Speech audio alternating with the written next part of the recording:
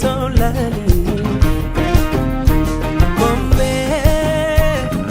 lali lali Hojiye so Tole baga nagaadhaan dhuftanii maqaan keessan eenyu jedhama eessarraa dhuftanii Waaqayyoos waldaa kanatti maal isiniif godhee meerraa jalaan saba Waaqayyoo dubbadha. Maqaan koo Fiqiree Fiqaaduun jedhama. Kan inni irraa dhufe asuma magaalaa kana Duwwaa Sadiidha. Kanaaf Waaqayyoo lafa kanatti wanta gurguddaadha kan inni naaf godhe. Namoonni kanaan dura dhageessanii beektanii lafa kanatti yeroo sadaffaadhaan amma kan dhugaa ba'aa ture jechuudha. Waaqayyoo anaaf mana koof, anaaf gaa'ela koof, anaaf dhala koof oolmaa gurguddaa oolmaa ba'ee nurraan dhumnedha anaaf kan inni hojjete. Anaaf Waaqayyoo jireenya naaf laatee, mana naaf laatee, dhala naaf laatee, gaa'ela naaf laatee isumarraan inaafarraan kan kee lafti ballachuusaa manni ijaaramuusaa Waaqayyoo jireenya koo daangaa mana koo bal'isuusaarraan kan kee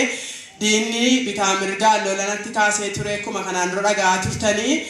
daangaa malafaadhaan wal qabatee yeroo jalqabaa naa murtaa'ee yeroo lammaffaa naa murtaa'ee diinni immoo isa murtaa'ee sana argee mo'icha Waaqayyoo naa laate sana argee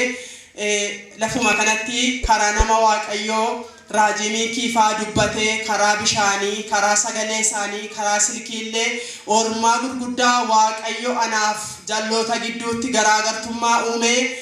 humna isaa akka dinqiittidha kan inni anaaf hojjete. Ammas immooyyuu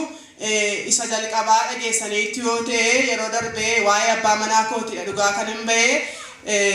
jalqabatti murtooma hin taane gaaffii hin taaneetu irratti ka'ee ture. Mana iddoo hojii isaattidha kan inni irratti ka'ee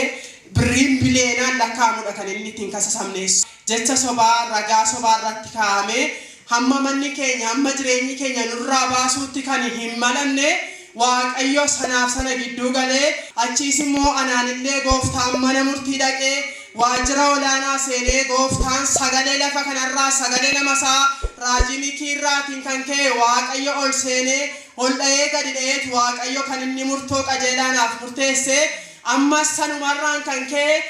daangaan inni hafe kun kan keen ta'u irratti ni ijaarrattu ati jireenyuma hin qabdu jechuurraan kan ka'e ammas mana murtii na dhaabanii achirraanii mi'eeffadheera oolmaa Waaqayyoo gatiin ta'ee fi bara 2016 sana keessa yeroo darbee lafa kanan dhufee jechuudha naannoo 6-7 lafa kana dhufeeni raajiin faa geest haawusii warra geest haawusiif kadhatanii turanii mi'aan qaban karaa raajii sagalee isaan naa baasanii moo'een arge gatii ta'ee fi dhufeeni isaaniin argachuu hin dandeenye maamiin faanii bishaan irratti kan naa kadhachiisaatii naa kennaa milikituma kan ta'uuni moo'icha nan argadhaa sanamaan jedhee dhufee itti madhee isaanis akkuma ni jedhe sana bishaan irratti kadhatanii naaf kennan sagalee irratti baasanii achiiti gaafanii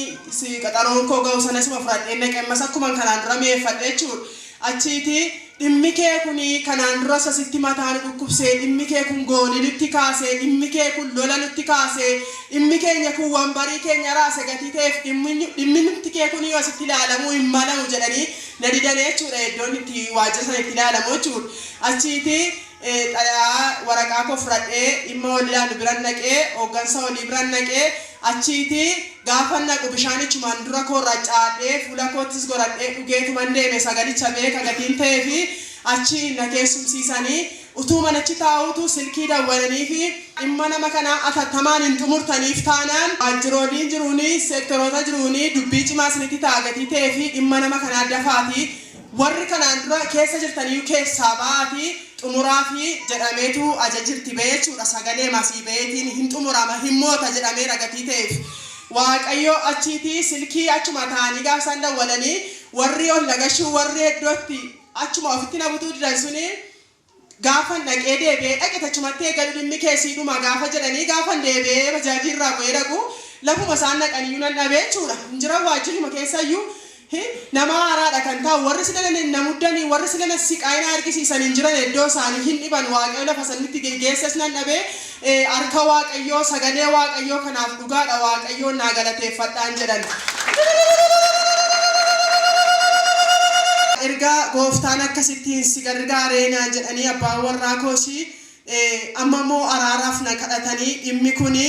roomanii waaqayyo gurguddoota roommisiisee gooftaa mootota roommisiisee warra nuti jira jedhanii warra nuti caala jedhanii gooftaan roommisiisee kanuma koorratti wantichi lafa koos qabeenyaa koo kan ta'e na mirkaneessee waaqayyo akka kanatti na gargaare sabni waaqayyo ammallee na galateeffadha. Mee waaqayyoon galateeffadha harka walitti buusaati.